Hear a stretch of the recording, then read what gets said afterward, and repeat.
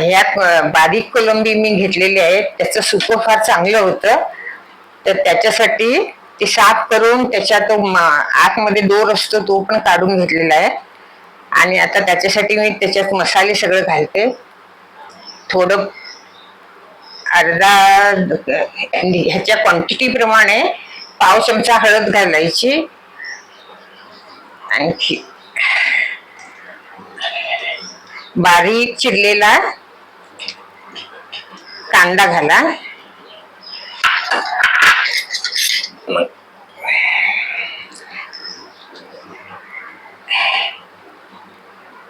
मग काश्मीरी मिरची पावडर आणि त्यात हा माझा आमटीचा मसाला थोडा घट्टपणा येण्यासाठी हा घालते आहे मी.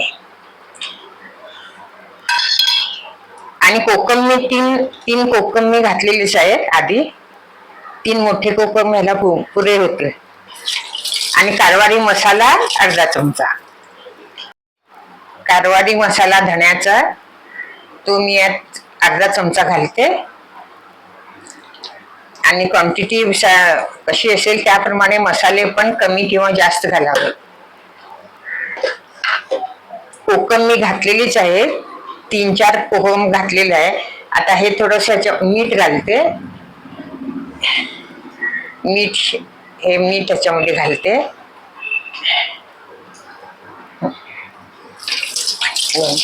ह्यात ना जास्ती पाणी घालू नये, थोडंच घालावं. कारण एकदा गरम झालं की कांद्याचं पाणी पण सुटू लागतं, मच्छीचं पाणी पण थोडं सुटतं. म्हणून फार पाणी घालू नये. नंतर लागलं तर घालता हरकत नाही.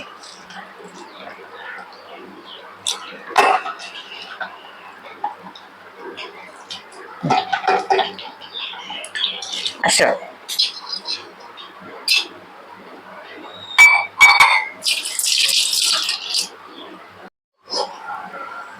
मीठ बी सगळं घातलंय.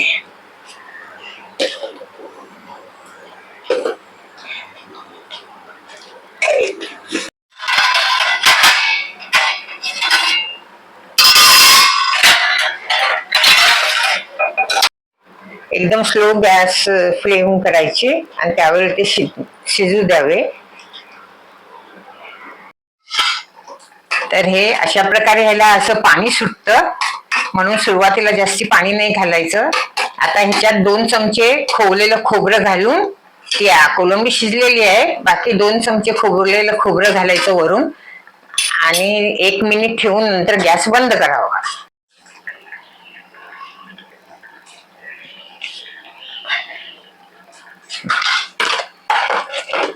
आवडत असल्यास ह्याच्यात बटाटे पण बारीक करून घालायचा, चांगले लागते.